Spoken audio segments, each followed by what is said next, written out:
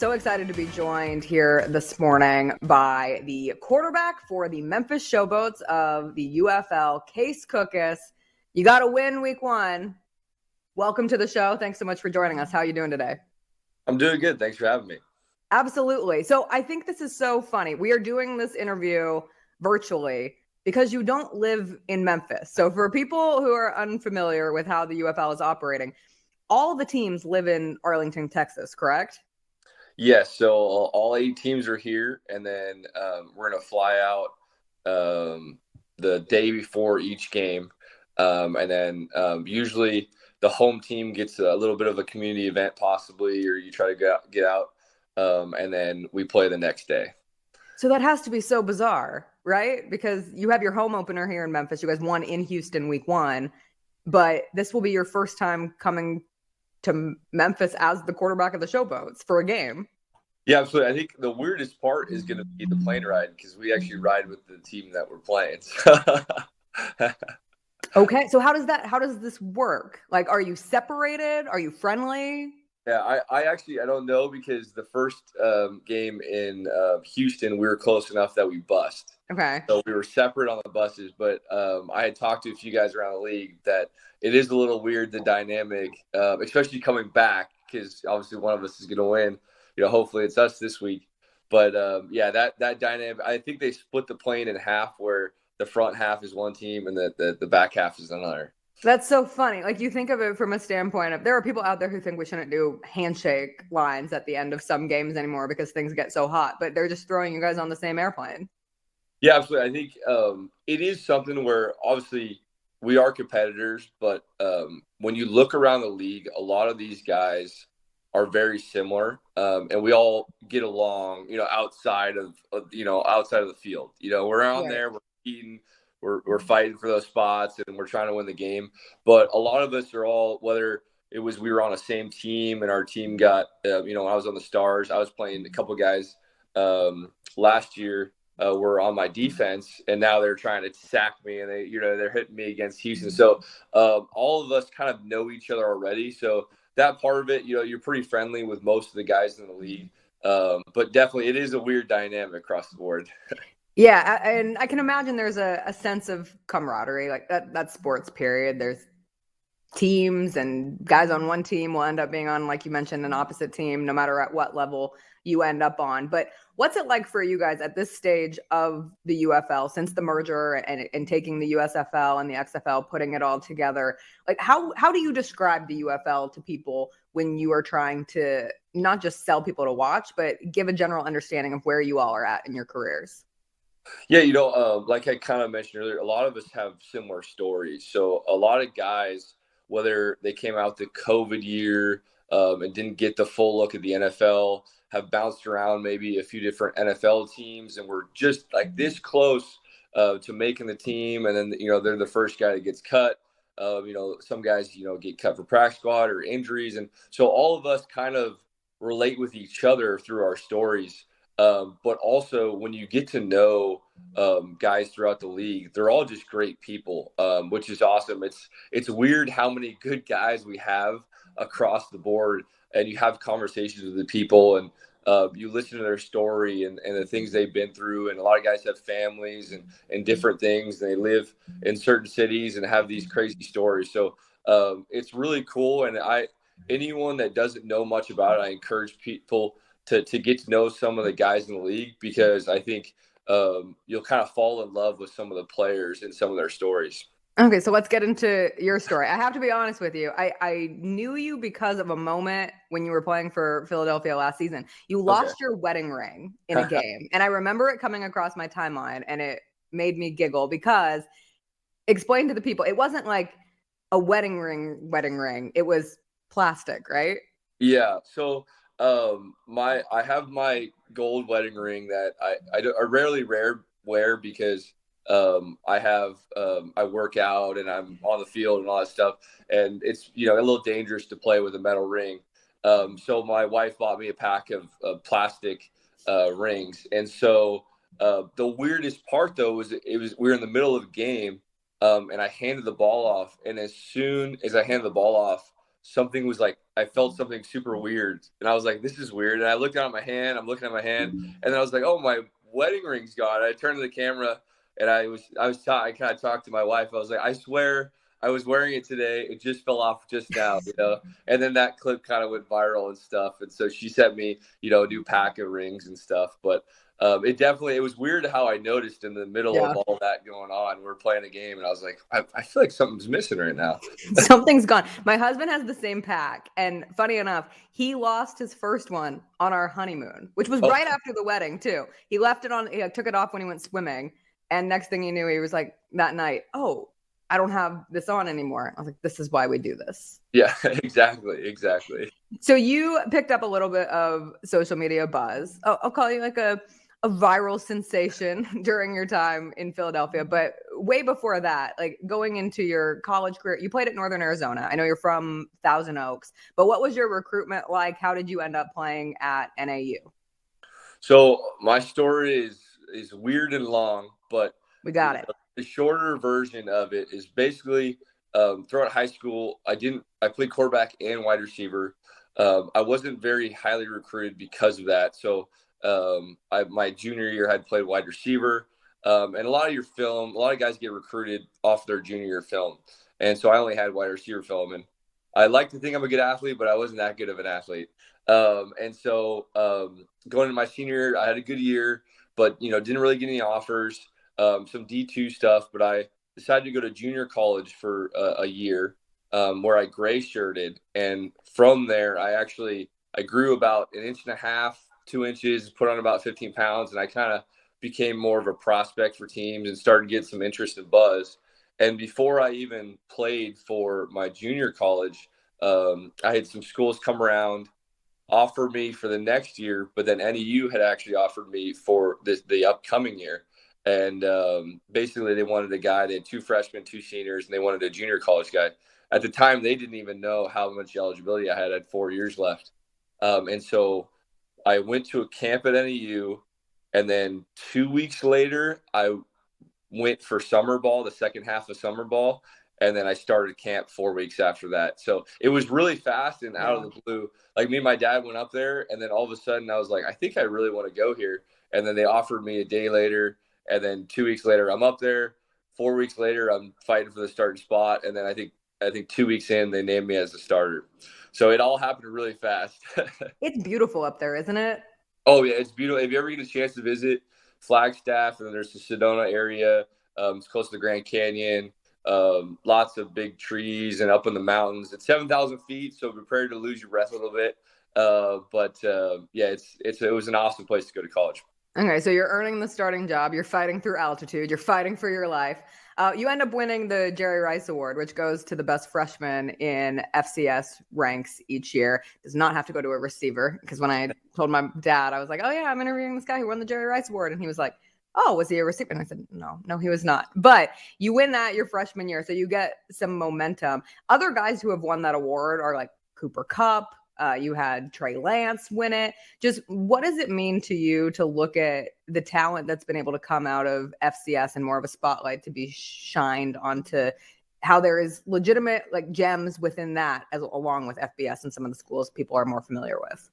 Yep. So I think in the time, especially while I was playing, I think it became very popular to, play football rather than just go to, your dream school or go and sit behind 5 guys that are all 5-star guys. And, my situation was a little different, not being super highly recruited. But you look across the board at the FCS level and even sometimes Division II and below that, it's like there's some really good football players. Now, sometimes the depth isn't there. So, I always give the example when we would play like U of A or ASU, we had a lot of skill guys and some R1s matched up really well. But then when their 2s came in, like our 2s weren't fully developed yet, or we're still young and still learning. And so it was like our seniors, matched up really well with them. And some of the younger guys, were still learning or still getting bigger or late bloomers and things like that. But it's cool to see like all the guys, Jimmy Garoppolo, he was an FCS guy. Tony Romo was an FCS guy. So, and Kurt Warner was an FCS guy. So you cross the board, the FCS level of competition, it's good football. You get the full playoff. I know the Division 1A is actually going to the full playoff now, so that's cool. But you get the full 2014 playoff, which I think is a lot of fun. But yeah, there's a lot of good ball to be played besides just the top level of Power 5 guys. You dealt with some significant injuries, collarbone, right? Yes. But that does not sound comforting. Yeah, I would not recommend. I broke my collarbone twice. Once in 2016 and once in 2018. They're both on my throwing shoulder. Just kind of weird stuff. The first one, I think the doctor told me, he was like, I see this happen like once every 5 years. I was like, oh, that's comforting. Great. And so they go in, they have surgery, and they put a plate in. And then I had a conversation with my doctor. He goes, I'm like, hey, should we pull this plate out? And they're like, we're going back and forth. And then, of course, we decided not to pull the plate out. And at the very edge of the plate is where it broke again. And so we ended up deciding to take the plate out. And now I have no hardware in my collarbone. It's been good ever since. Okay, good. Bionic collarbone. But obviously, when you have injuries like that, it can affect the post-grad experience and NFL opportunities. What did that look like for you? I know you've had a handful of stops around the NFL, but coming out of school, kind of take me back to that time and how you navigated it. Yeah, so I had, it was a tough year because it was the COVID year was my draft class. So my pro day got canceled. I think it was 3 days before my pro day, pretty much like the world shut down kind of thing. And so I, just had to stay home. And I think I ended up going to some field in California and trying to like film myself throw to say, hey, like I could throw the football. I swear. And throughout that whole crazy, we had some interest from a few teams. And then eventually New York, they ended up picking me up as an undrafted free agent after the draft, which was a great opportunity. But unfortunately, there's no preseason games. So I basically spent 3 months on the Giants, but it was all over Zoom, like we're doing here and over video. And it's hard to make a team as the fifth string quarterback over Zoom. So that was my first stop, and then kind of bounced around from a few different teams there with the Raiders and the Vikings and the Broncos, and then got an opportunity up in Canada, and then that's when the USFL started. That basically my second year out of college is when the USFL started, and it sounded like such a great opportunity, and I ended up jumping on that, and we ended up going to the championship my first year, and then that's when I broke my leg, which was another crazy story. But we were winning that game. I think there was like 5 or 6 minutes left. I broke my leg. We ended up losing the game. It's a bummer of a story. And then after that, I got married 11 days after I broke my leg. Yeah. Okay. One, did you know you broke it like the second it happened? Yeah. Oh yeah. So it was a drop. I dropped back. There's a little pressure off the edge, and I stepped up. And as I stepped up, someone from my blind side kind of like fell onto my leg. I go down, and then the trainer came out, and I said, hey, I broke my leg. And they said, what? And I said, I broke my leg. So then the doctor comes out, because they have doctors and all the trainers. The doctor goes, what's wrong? I go, I broke my leg. And he's like, okay. And they pressed on it. He's like, yeah, you broke your leg. I was like, I know. I felt it. And so they took me to get x-rays. And I flew home from Canton, Ohio, got surgery 5 days after that, or 6 days after that. And then I got married 5 days after my surgery. What was your wife's reaction? She was pretty bummed. I'm not gonna lie. Oh my God. She's a trooper. Our wedding went great, except that I was on a scooter and all cast. So did you scoot down the aisle? Yeah. If you go down, like if you go on my Instagram, you'll see it's like one of the first few pictures. I don't post too much. Yeah. But it's me and one of my wedding picture is me and my wife going down the aisle, and I'm on my scooter. So. That is, I tore my Achilles last year, and I was on a scooter for like 8 weeks. So I feel that scooter gang life. I know, right? It's tough to get around on them. It's tough to get around. It is. And they're a little dangerous because you start going a little fast and you get cocky with it. that. You got to watch out for the downhills and then the cracks in the sidewalk. Sometimes that catch you. Yeah, the cracks in the sidewalks every time. Did you dance with the scooter? Like, how'd the party section go? I You rolled, moved. I Right. rocked back and forth. I think at one point my scooter was stolen, so I was kind of stuck You're on my left. own. You're on no man's land. You're like, I cannot my, move. my wife's maid of honor, she stole my scooter and was doing Mm. it. So it was funny. It was a little funny. It makes for a good story when you get through it. Okay, so man, you've had some tough between the collarbone and the leg, like, but you're still with it, and so you're still trying, even though you've had some significant things with your body that have, I'm sure, been very, very, very difficult levels of adversity to go through. But what makes you still want to do this? I think football in general, I like to give this example.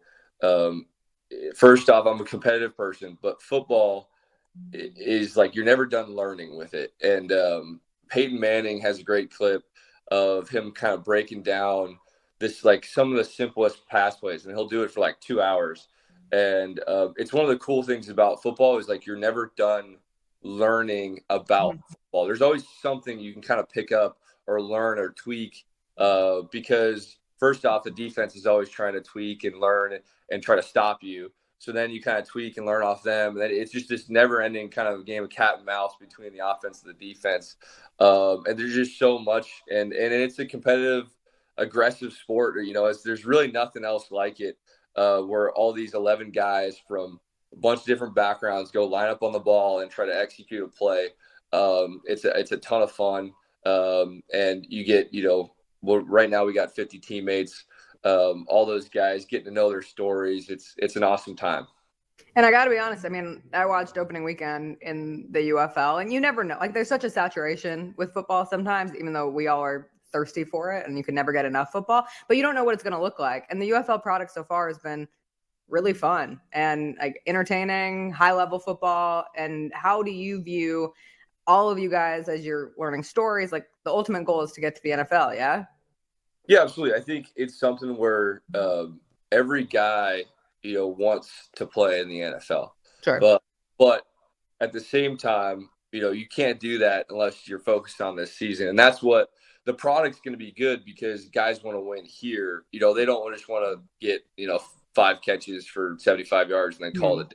Like, they want to win the games because the teams that win are going to get the most looks and the most guys signed and things like that. So it's awesome. All these guys are striving for that next level, but also, you got to be present because, if you're worried about the next level, you're never going to sit here and win games here in this league because it's going to be very competitive. Okay, so focused on the Showboats. Tell me about this team. What do you guys got cooking this year? Who are some of the players people need to know?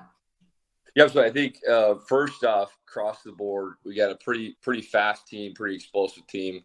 I think our defense and special teams stepped up big last week. I think on the offensive side, I think David Davis is a guy I think not a lot of people know about yet, but I think he's going to come on the scene here. Vinny Papale, he's our slot receiver. Jay, across Sage Surratt, Wes. Like, we got some guys on offense that can make plays, and I think it's going to be fun because for the Showboats, especially our offense, I don't think there's going to be one guy each week that you're going to be like, oh, he's going to just go off for 100. I think it's going to be different people each week, so it's going to be fun to be able to see all those guys make all these plays, and then I just get to throw to them, so that's great. I get to do the easy job of get the ball to the athletes.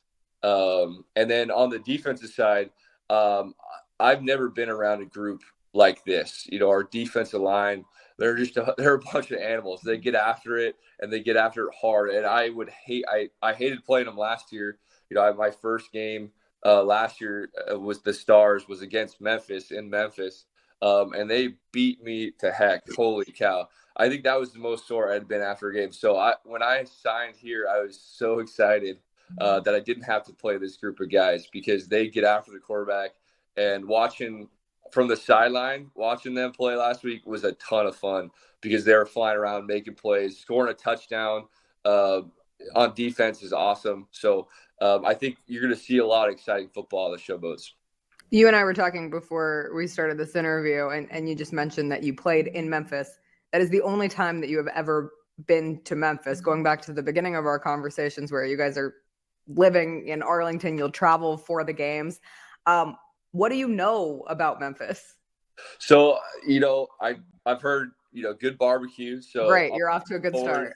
I'm looking forward to, trying some barbecue because we get there, that Friday night for this game. So I'll be able to, maybe get some dinner. They give us like some per diem, so I'll be able to go out and maybe try something. I did have last year some Gibson's donuts that were pretty good. I was very surprised. That was pretty solid. But yeah, I don't know how much I'll be able to actually check out Memphis. But I think each week I'll probably have a different food spot. So if any of the listeners have any food recommendations, let me know.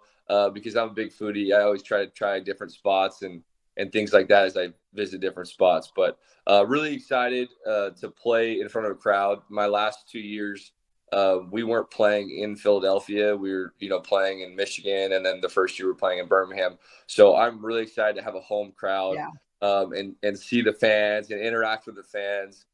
Just super exciting. Haven't had that since college.